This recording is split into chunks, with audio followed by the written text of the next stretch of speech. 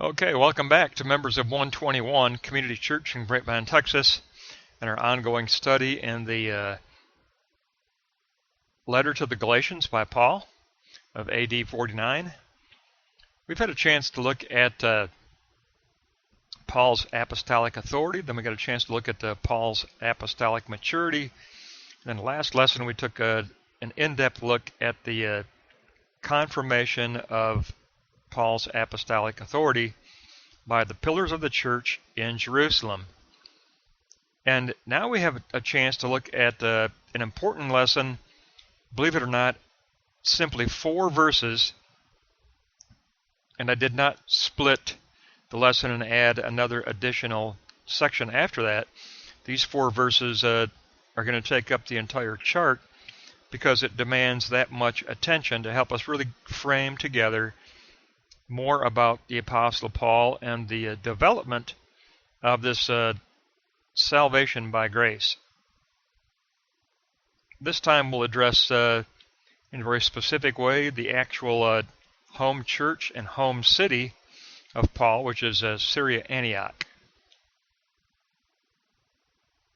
Let's begin by looking at the triad on the left. We're going to take a look at chapter 2, verses 11 through 14, praxis, ministry, and existential conflict.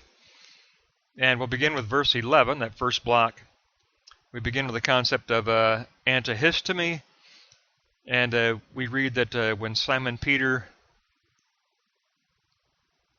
as the Simon Peter who had confirmed Paul's gospel, visited the church at Syria-Antioch, Paul had an occasion to rebuke him. He says he had an occasion to actually stand against Peter. Antihistemi means to stand against. Paul says he had an instance where he actually had to stand against Peter. I've got a quote here from Schreiner's commentary. Paul's rebuke of Peter proves the independence and authority of his gospel as it was unfolding for him. He brings up the concept of katagnosko, because Paul found fault with Peter, a fault that struck at the heart of the gospel. In fact, this concept actually carries a more severe meaning of actual condemnation before God. So it was a finding of fault at the very core of the gospel that Paul had to address in rebuking Peter. And this was a visit that took place, if you want to correspond it with Acts 14, 26 through 28. It was prior to the Jerusalem Council, and not unusual that there would be a visit because Jews frequently traveled between Jerusalem and Antioch at the time. It was about a 300-mile span. Antioch was about 300 miles north of Jerusalem. If we look at verse 12, we can see that here Peter was in the practice of fellowship and eating with the Gentiles in the Syria-Antioch church. But then we're told that certain representatives showed up from James the Just from Jerusalem. And Paul says that Peter made 2 decisive moves. First, hupastello, he drew back from his fellowship with the Gentiles, and then apahorizo, he then separated himself from the company of the Gentiles. So he drew back and then separated completely from the Gentiles. And it became an even more severe action when we realize that according to Acts 10:28 to 11:3, Peter had already been convicted of Gentile acceptance into fellowship because he had enacted the visit to Cornelius and ate with him and his family and ministered to Cornelius. So it becomes an even more severe hypocrisy.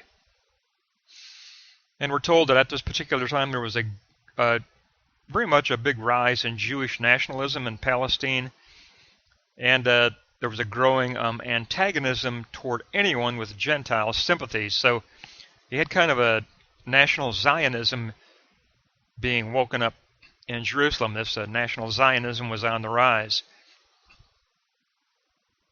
And it created an antagonism toward anyone associating with Gentiles. So if we look at the third block, verses 13 and 14, we get Paul's resultant opinion. He uses the concept of soon hypokrinomai, and hypokrinomai sounds like hypocrite, doesn't it? And that's what it is. It resulted in acting the hypocrite, says Paul, and even by that act, Peter had actually led others to join in the hypocrisy and other Jews to pull away also, to separate from fellowship. And this word of hypokrinomai, it specifically draws the picture of acting or pretending or make-believe, a make-believe outward show. So Paul's saying that Peter's fellowship was hypocrisy, because fundamentally he was failing the very core of the gospel. Now, additionally, Paul uses the concept of a soon apago, and this is the fact that in addition to this, Barnabas was led away along with other Jews to the same hypocrisy. So Paul drew two conclusions from this singular question. He concluded that, number one, Peter was not acting upright morally. He wasn't walking a straight, ethically moral path. And number two, he was actually acting against the truth of the gospel that he had previously confirmed. So here he had previously confirmed and offered the right hand of fellowship to Paul, and now here he is actually acting in opposition to the truth of the gospel that he had confirmed. And so Paul ends up with a very crisis-type question. How can you possibly compel the Gentiles to Judaize when caught in such blatant hypocrisy, because you cannot fulfill your own convictions concerning the law?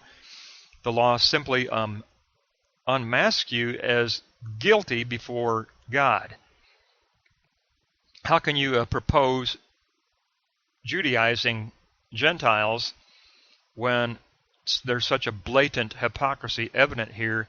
There's no way that we should ever cast this burden on them when we fail so miserably and actually publicly exhibit such hypocrisy.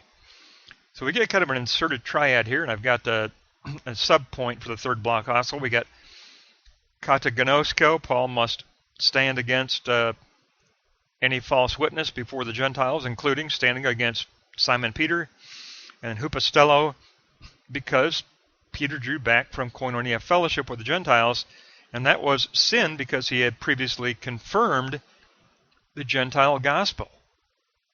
So he's guilty of this sin of hupostello, of actually drawing back from fellowship. And that results in soon apago, or that results in false witness. It leads good people astray. It leads good people to oppose the divine aletheia truth of the gospel. Peter led people away from the truth. Peter's hypocrisy led people into opposition to the truth of the gospel.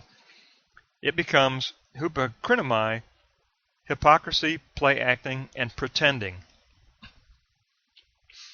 So you can see why these 4 verses are so important as an event prior to the Jerusalem Council. They very much play a significant role in understanding Paul, in understanding Paul's gospel, and understanding the new birth of a new covenant as a Gentile doctrine of grace.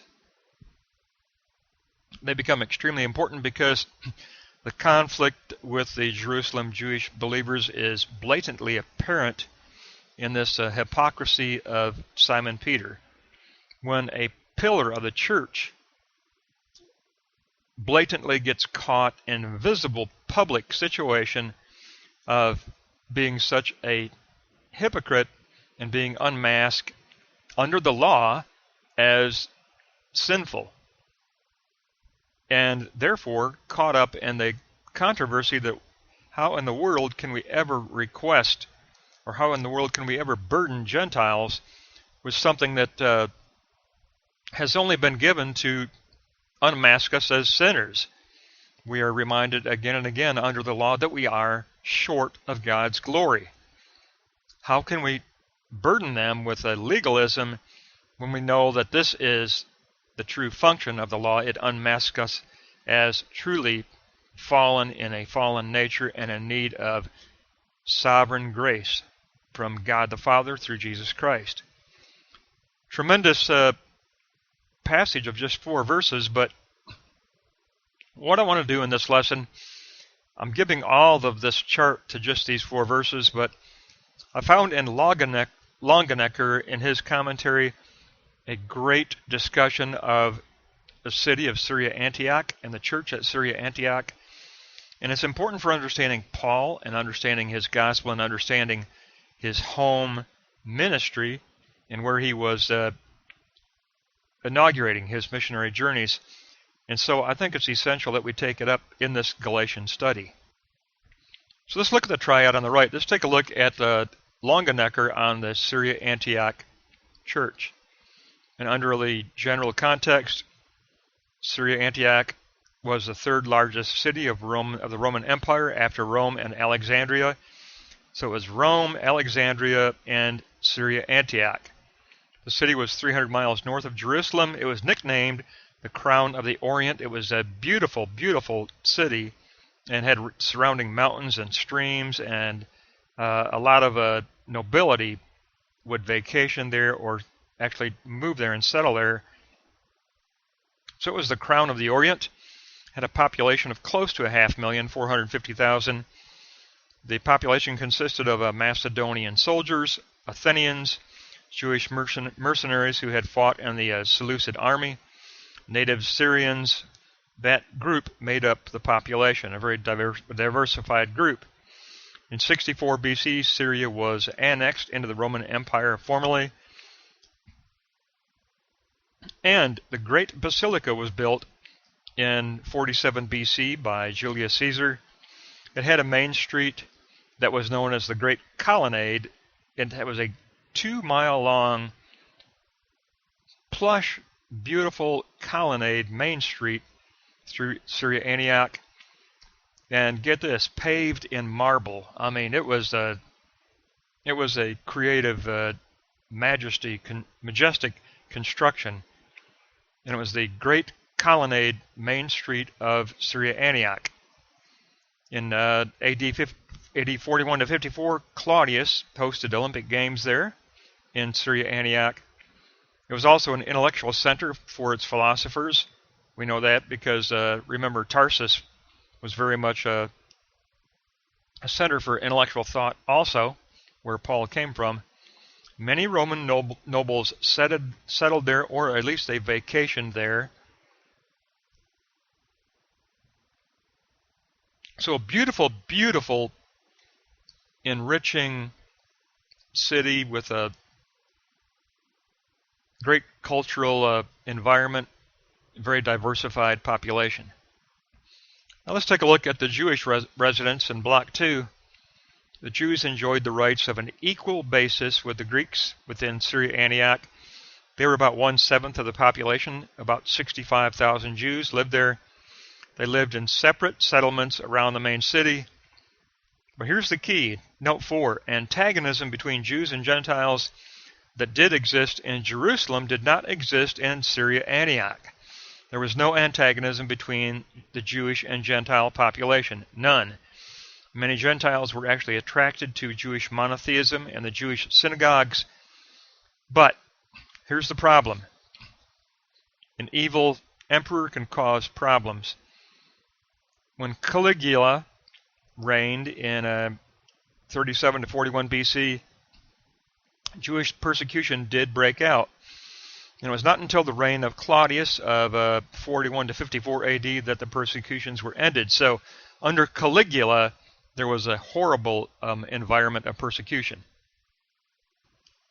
But then Claudius set things right.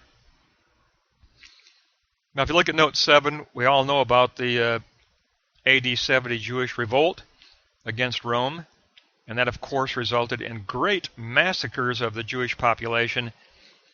And it wasn't until the arrival of a new governor, Praetus, the governor Praetus, immediately after the revolt, as the governor of Syria-Antioch and the Syria area. It was only after his being put into the place of authority as governor that he put an end to all persecutions.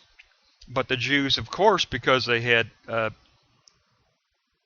launched this revolt, they now suffered a lesser status than what they had before as equal citizens. So it was actually a very tolerant area to live, and after they got the new governor in, the persecutions stopped. It was just during the time of Caligula that it was a hostile environment, only during the evil reign of Caligula. So let's take a look at the Block 3, the first century Syria-Antioch experience. Toleration was practiced in Syria-Antioch for many different religions, many different cults, and Gentiles were actually attracted to Jewish monotheism and Jewish ethics. The Ebionites of Jerusalem actually used the Antioch incident to justify their antagonism toward Paul. The Ebionites were very much radical, right-wing, zealot-type Jewish Christian believers. We've already talked about them. James, I don't think, aligned himself with them, but they chose to align themselves with James the Just. They chose James the Just as the 12th apostle. They claimed him, although he did not formally claim them, we don't think. But the Ebionites were definitely the hardcore, radical, right-wing, zealot-type Jewish Christian believers. And they used any excuse they could find to attack Paul. Now, there were 5 specific stages that defined this Antioch incident. First, Peter practiced eating with the Gentiles, and we know that because of that, the true way that the city was. But then Peter withdrew after the Jewish delegation arrived. Then there was a separation of believers between Jews and Gentiles that resulted because of Peter's action. Then Paul's evaluation that this is hypocrisy by Peter, and then the open rebuke of Peter by Paul. Absolutely the opposite to the confirmation of fellowship that we read about in verse 9.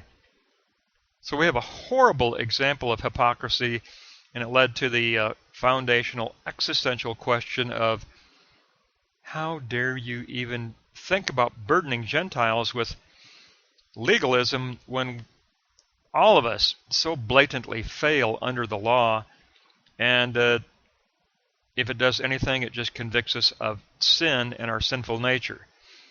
How dare we burden the Gentiles with this when they have truly been given a gospel of grace through faith in Jesus Christ, through Jesus Christ. So this lesson we did get into a little bit of background data because we want to round out our picture of Paul. Galatians is an autobiographical letter, and it really is a letter to help us understand the book of Acts better and to understand the all of the elements that work together, that were being drawn together by the Holy Spirit to build up the Apostle Paul for his profound new covenant mission. Even his home church of Syria-Antioch very much was a learning experience that helped him to further refine his motivational base of ministry for the ministry to the Gentiles. So all of this came together. The interviews in Jerusalem with the pillars of the church, the experience of ministry for 14 years, and the experiences of just a very diverse population in Syria-Antioch and the Syria-Antioch church. That's why we had to consider this here, because all of it, we're finding these first 5 lessons teach us just how much the Holy Spirit was in charge of developing the motivational foundational commissioning of Paul for his ministry. He didn't just have a Damascus revelatory experience, he had a Damascus Road revelatory experience followed by instruction and example and ministry and praxis and input from Damascus, input from Jerusalem, and input from his own home church and the city and the surrounding area, the intellectual atmosphere within which he lived and ministered. All of it comes together and it gives us a great fifth lesson. We'll pick up next time with our next lesson in the Epistle to the Galatians.